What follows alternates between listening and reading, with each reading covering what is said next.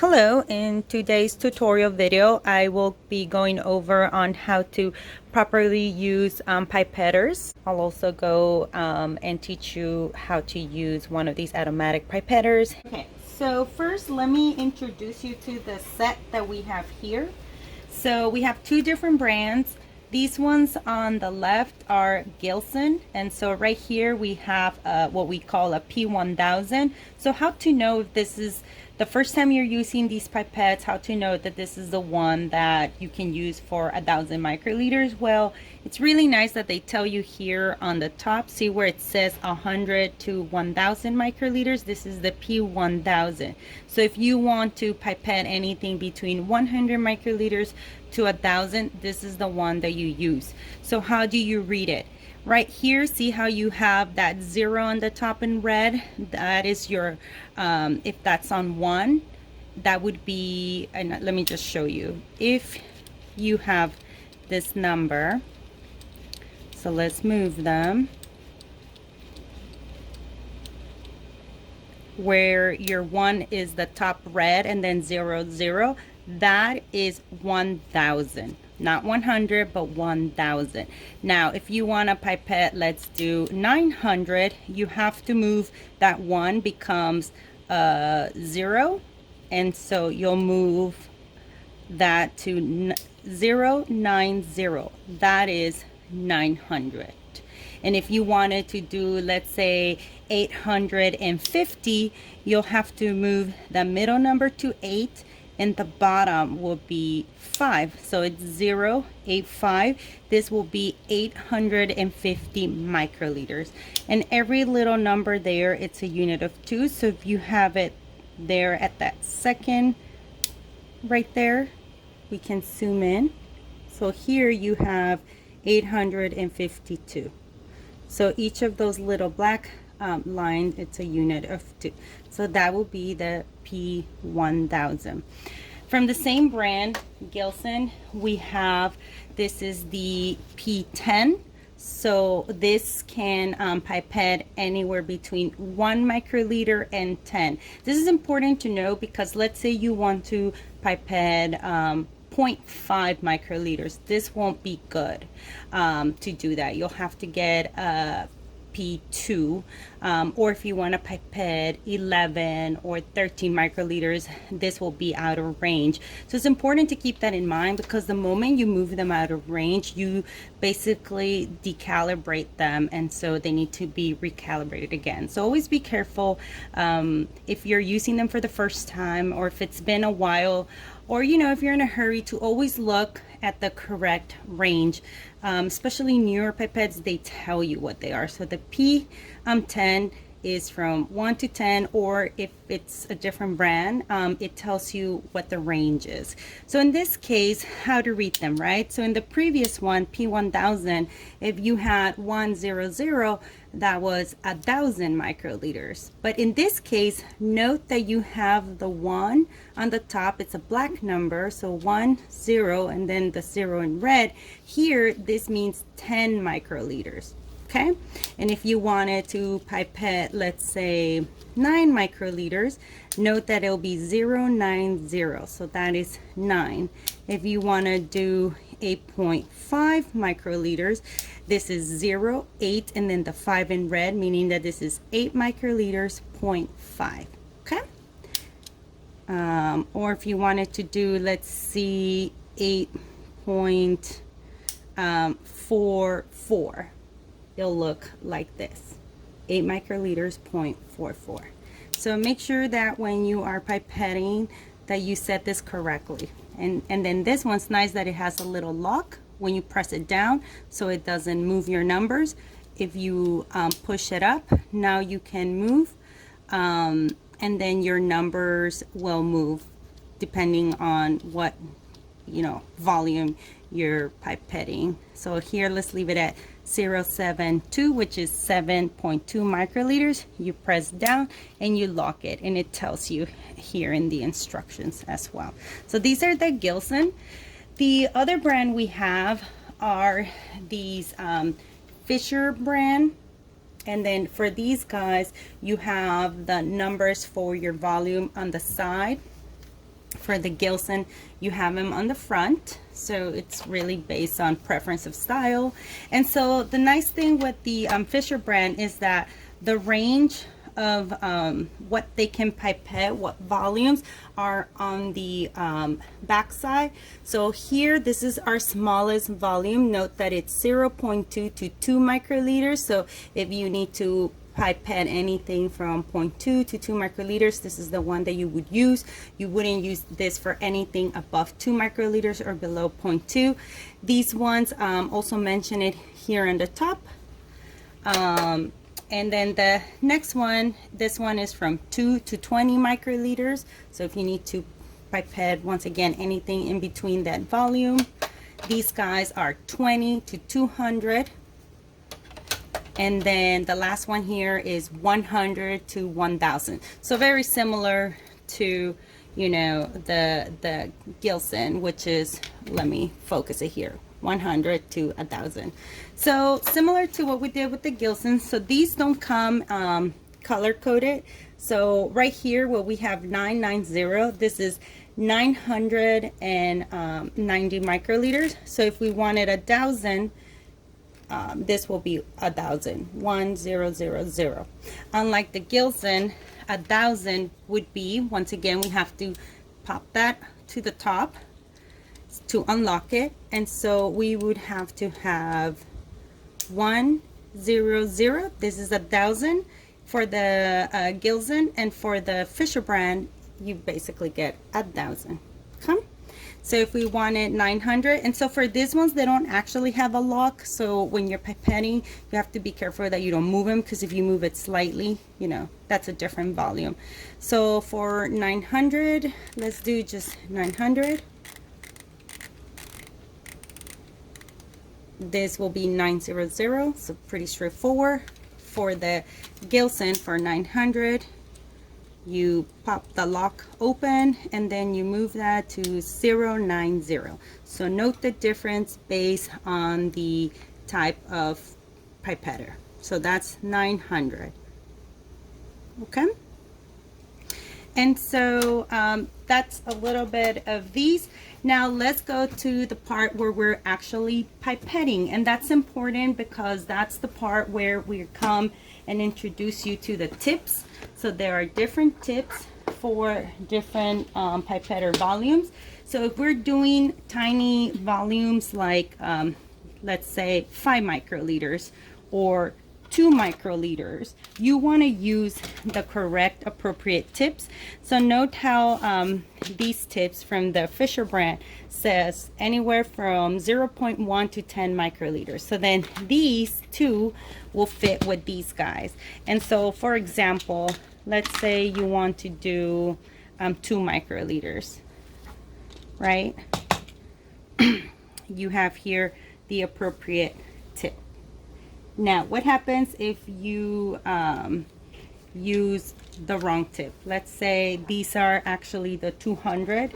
So we have two types here. Note that depending on what you're doing, these tips don't have a filter versus these tips have a filter.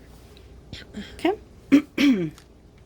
And so, you know, if you try to use this tip on the wrong tip on the wrong pipetter, note that it doesn't connect, right?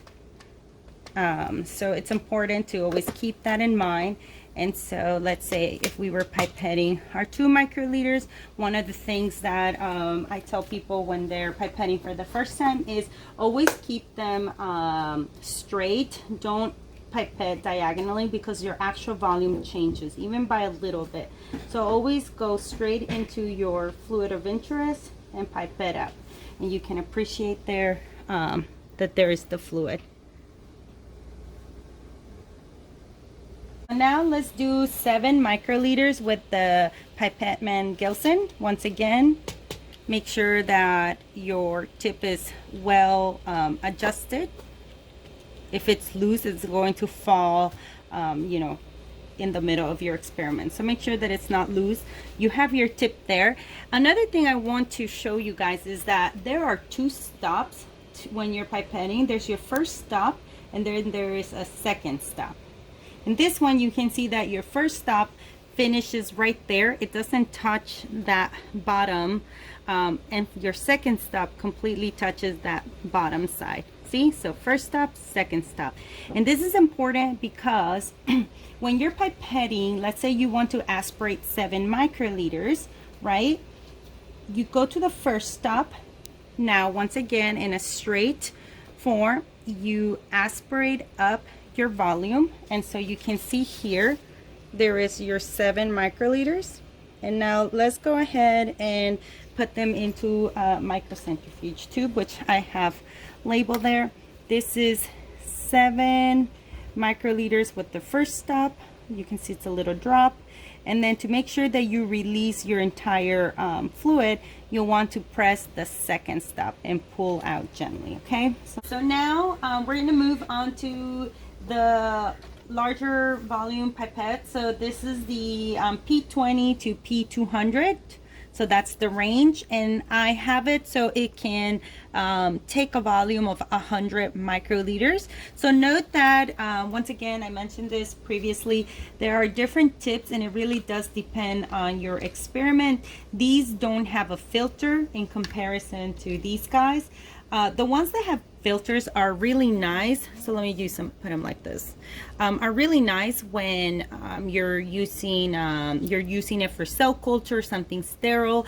Also, it's really nice if you are learning to pipette because it's very easy, especially if you're maximizing the volume, like in the P200 where you can aspirate too much if you forget that there are 2 stops, and that can go into the chamber of the pipette and ruin them. And so, you know, that's why these ones are nice. So that really just does depend on the lab and what you're using. So I was mentioning early that when you're pipetting, let's use this one, right, with no tip, we have 100. It's important that you realize that there are 2 stops. So in this one, you want to press gently, don't press too hard. You can feel the first stop, and then the second stop, you'll see that you have to use more force. So it goes 1, 2, and this is important because the first stop is to aspirate. The second stop is when you actually going to release, and then you quickly press on it and you gently pull out. And once you have pulled out the tip out of your tube, you release that plunger. So let's do this the correct way. You press to the first stop. Once again, you want this to be straight. You aspirate your volume, so you can see it here, right? That's 100 microliters. And we're gonna put 100 microliters in our microcentrifuge tube. So see if you can see that. And it basically, so see, I'm at stop 1. When you press the second stop, there's some bubbles, and make sure that you pull out gently before you release that plunger. Don't release the plunger inside, because if you do, let me show you what happens. Let me put this where there's a white background. Can you see it? Yeah. Okay, so let's say I'm at that second stop, right? And then I release as I'm pulling out, and look what happens. You actually drew some of that volume, and you don't want to do that. So you want to release the plunger once your tip is out, away from the fluid. So here, that's 100 microliters. You see where that little line is that I drew? 0.1 mils, that's 100 microliters. Now, what happens if you forget that you should stop at the first stop and then go to the second stop, and then you aspirate volume, right? So you think you have 100 microliters. We put it on the tube, and look what happens. We're gonna go to the second stop to remove that, and if we compare these, look what happens. So this is the first one. Tube number 1 is the tube where we did the first stop on that plunger, and then look at tube number 2 where we actually went to the second stop and then aspirate it. See how there is a difference in volume? And so in the second one, you have way more than 100 microliters. So this is important when you have to be very precise, especially if you have to stay very precise and consistent with your concentrations or even volumes. It's important to know that something that simple can really ruin what you're doing because it's not precise anymore. So remember, if you're aspirating, first stop, you take your volume, you release, second plunger, pull out, and then release your plunger. Don't ever aspirate by going to the second step or the second stop. See, stop one, stop two. I'm going to repeat that again. Stop one, you aspirate gently. Don't do this, because what that's going to do is just splash some of that fluid onto the chamber, and we don't want to do that. So I'm going to use the filter for this one. So don't do this. Make sure that you go to stop one and you gently and steady, release. When you're going to expel onto your tube, that's when you press your second stop, remove, and then release your plunger. So let's do this again. 100 microliters. You go ahead and release your liquid into your tube, pull a little bit up, second stop, pull out, and now release. Okay, there we go. So now I'm going to introduce you to some of my favorite pipettors. These are the multiple and repetitive pipettors. These are by the brand VWR. And so once again, the nice thing about these is that they tell you what the range is. So see how it says 300, meaning that that's the maximum amount of volume that tips can take, but it has a range from 20 to 30 microliters. So for these guys in particular, depending on the brand that you're buying, you'll have to read the protocol. In order to change the volume, you move this knob right here, and it says click to change volume. So let's click. And so I have it where to repeat it, see how it says repeat times 6 times to expel 20 microliters. So for 6 times it will expel 20 microliters. So let's change the volume and let's make it 50 microliters just so we can see it in our test tubes. And see how it's like 46.7 microliters. So these are really nice. I like them a lot. So here we go.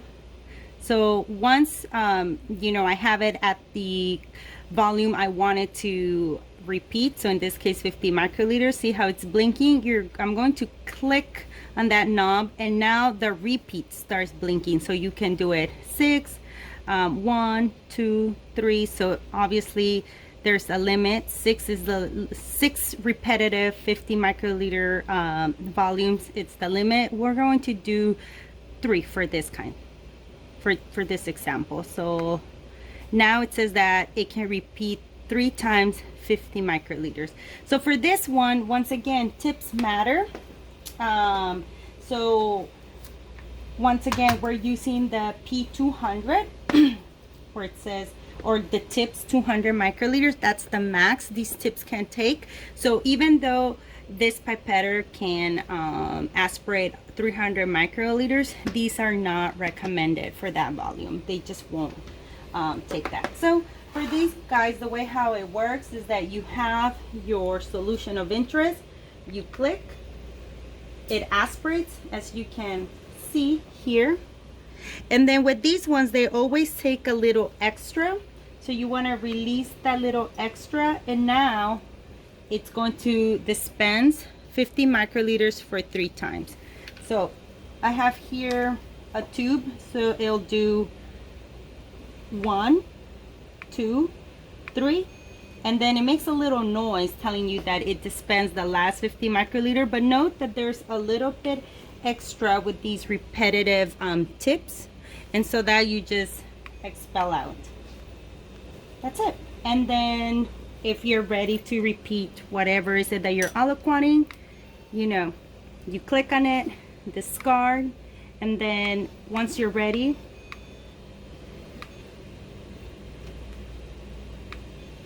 we aspirate.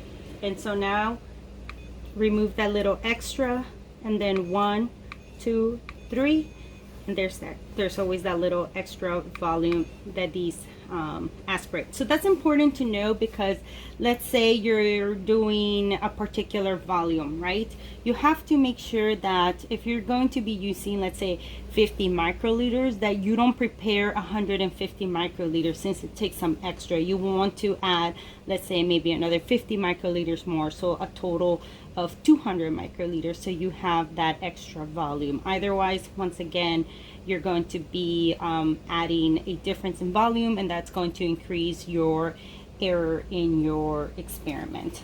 So that's important to keep in mind. So I'm just going to dispense this here.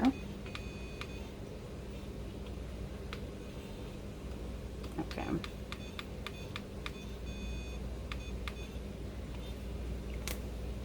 So now let's move on to another pipette, multi-pipetter that I like, and it's this big one right here.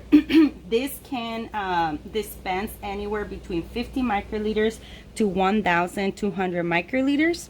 And note that for this one, you can actually use multiple tips. So 1, 2, 3, 4, 5, 6, 7, 8 tips. This one, once again, it tells you here on the top knob, that's the maximum amount of volume each tip can absorb, 1,200 microliters, and that's the range. So in this case, once again, to turn it on, see, there it is, it's on, initializing. And so I have it where it aspirates 200 microliters 3 times, and just like the previous one, it always takes some extra volume. So let me show you how we do this. So for this tip, think of this like a P1000. It's going to utilize the 1000 tips. So it takes 8 tips. You can do it this way, or you can do it this way. There we go. Sometimes you just have to use a little bit more force. If you want to make sure that these don't fall off in the middle of your experiment, you can always push them down to make sure that they're nice and tightly put on there. Okay. So now, once again, 200 microliters, and we're going to do 3 repeats. So once you're ready, I really like using these little tubs to get the volumes that I want. And so you can see, you know, that it aspirated 200 microliters times 3. It always takes a little bit of extra, so make sure you quickly dispense that. And once you do that, it's ready to start dispensing your 200 microliters. So that is 1, 2, and 3. And same like the previous one, see how there's that extra volume. And so yeah, that's just extra. So once again, we have it on repeat for 3 times, 200 microliters. Make sure that when you're holding these straight, don't do this, that changes your volumes, so that you are, you know, when you aspirate, always have them vertically straight. Okay, so these are really nice, especially if you're doing 96 well plates, or you are, you know, pipetting multiple things all at once, so you're not doing one by one. So that is with these multi-pipettors. Now the last thing I want to show you are these automatic pipettors. These are usually used for larger volumes. The multi-pipettors and these pipettes are usually for, you know, up to 1,000 microliters or 1 mil. These guys are used for bigger volumes. So note here that I have the different tips for this. So, you know, these serological pipette tips. So here we have one that can aspirate 25 milliliters. So now milliliters. And you see here, you know, this one does up to 25 milliliters. And it also, on the other side, depending on how you like reading, some people take 25 mils, but they want to, let's say for each tube, let's say add only 2 mils. So then you read from 0 to 25, or you know, it also does it the other way. If 25, that's the way how you like to read. So I kind of like that you have options. So this is the 25 milliliter serological pipettes. Here we have the 10 milliliter Fisherbrand. And so once again, you have 0, 1, 2, all the way to 10, or on the other side, it starts at 10, 9, 8, and goes all the way to 1. Okay. We have here 5 mils, and same thing from 0 to 5, or from 5 to 0.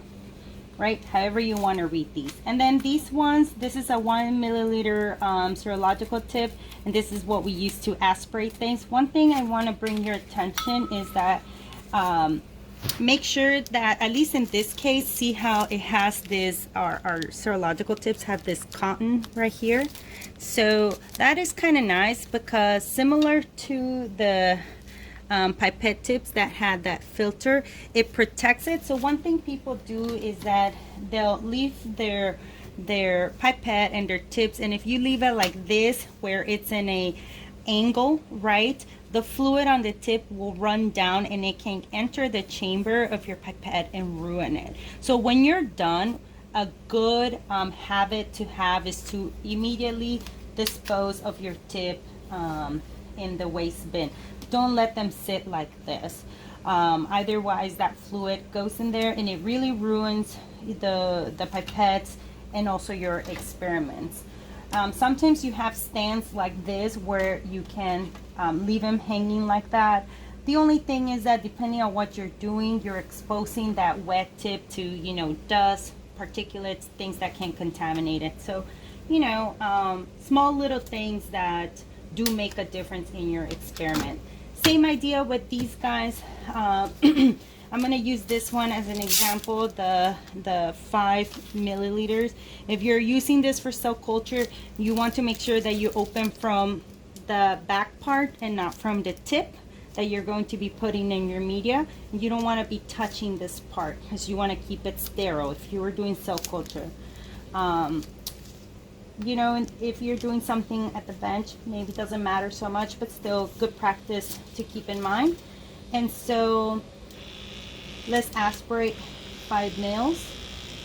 So the top is for aspirating. Once again, when you're using all these tools, make sure that you're not excessively aggressive with them. If you're going too fast, you know, and it's touching that cotton swab, you want to be careful, because if you aspirate it similar as these pipettes, it's going to get, there's a filter here to protect it, but you know, you don't want to get it in the machine where it's actually going to ruin it. So always be careful. With these ones, same thing. Let's say you have fluid and you leave them hanging, the fluid is going to go to the back, and you want to avoid that. In this case, you have this cotton that if you accidentally drop it or whatnot, it'll stop it, and so you want to immediately remove it and get rid of it. And it's nice that it's white, so depending on your, in this case our sample liquid has color, but you want to make sure that when you're using this, let's say you're going to do multiple runs, this one, this brand, let me spell that, the Drummond, I like because they have these attachments. So with the attachment, you can set it up like this on your bench. So see how it's in a diagonal where the tip is facing down, because the fluid is going to, you know, move down towards gravity, right? You don't want any of these to be facing like this where the fluid is going to, you know, go into your actual machine and ruin them. So if you had some, if you're doing washes, you can sit them like this, have something on your bench where if there's a drop, there's always, you can see there's a little drop that spill. It's on paper. If you're using something like an acid or a base, something that can burn, then use them and discard them immediately. Don't let it sitting around like that. So that's pretty much with these, right? And similar as I was mentioning before, try to keep them as straight as possible. If you are doing it diagonally, you know, your volumes will change a little bit, so keep them as straight as possible. Also be careful with bubbles, because that right there is not anymore 5 microliters, but instead like 4 point, what is that, 5, 6, 7, 8, 9. So that is 5 milliliters, I mean. So that's 0.5 mils or 500 microliters, 1 mil, 2, 3, 4, and 5. If you happen to get fluid, because things happen and we forget and make accidents, and it has gone over that cotton swab. So let me show you what happens if you overdo it. And I'm gonna avoid, let's say it touches. See how you see the fluid touching that cotton? Mm-hmm. Then you want to change this. You don't want to reuse that, because if you keep on doing it, it's just going to go up and into your automatic pipetter, and you don't want that, right? So then sometimes it happens where, another thing that I've seen people do, and it's a big no-no, is that once they've used the tip, their serological tip, they do this. Absolutely not, because let me show you with this one that it's a new one. If you do that, and let's say if you used it and there's always a little bit of residue, what is going to happen? Gravity is going to pull that down. It's going to go into your automatic pipetter, and you really want to avoid that. If that does happen, these guys have a filter that you can actually remove, and this is something that you have to ask in your lab to have extras to clean them. So how you remove them is, so let's say you need to change the filter in here because you accidentally aspirated some of your solution. So you unlock it like this. See how it moves? And then you move this part. And so note that here's where your tips go. And so this right here is the filter. Okay, this is the filter that we use. And so you can usually order these from the same company, and they sell it to you in like big packages, and get rid of that. And so to put it back, you just put it in here and then lock it, and then you're ready to use it. And that's basically it. Some of the basics of when you're using pipettors, multi-repeated pipettors, automatic pipettors.